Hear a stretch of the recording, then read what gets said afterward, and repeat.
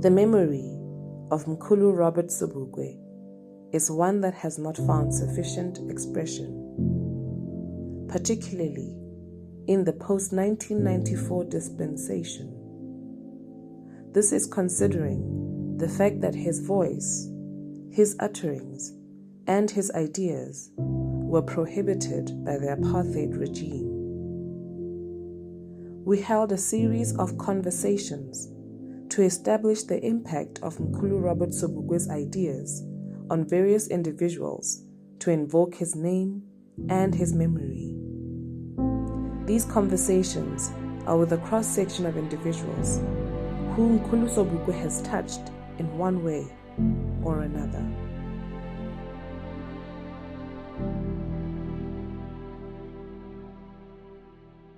And what he means to me is he entrenches a number of things. So the first thing is the pride of just being a black man in this world, because if you look at our history, the most attacked species in the world or in our history is the black man. And he is one of those black men who through time stood, head and shoulders and chest out and walked chest out. And so he exudes that pride, and just my interaction with him as a figure inspires that. Then there is also another aspect, his love for our people and our continent. You have very few people during his time and now who love black people and who love the African continent like he did. Indlela enimkhumula ngayo mnandi. Ndimkhumbula ngento ba ayimele into ayimeleyo abe staunch African angathengisi abantu base-Africa. For a person to tell people that on March the 21st, everyone leave your parcels at home. Don't come with your parcels. Go to the police station, the whole of South Africa. Go to the police station and hand yourself over.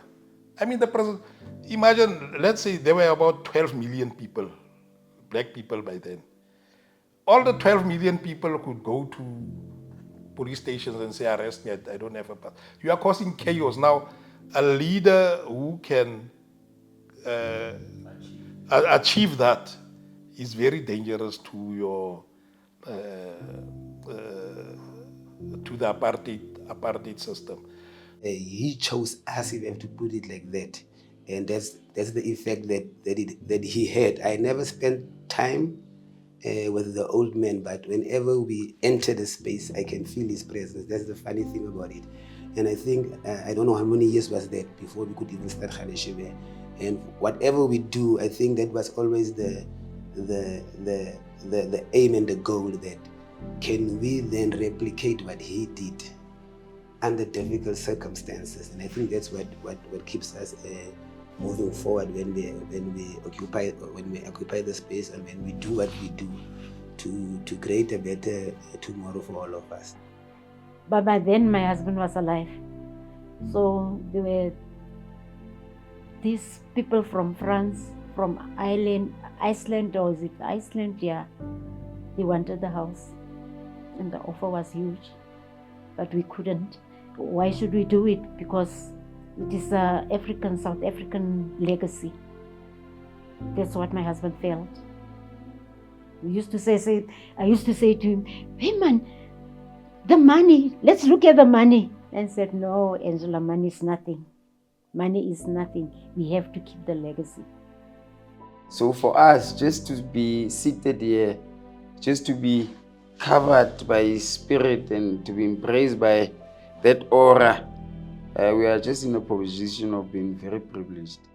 As self-respecting black people, we must apologize to Ubaba Sobukwe for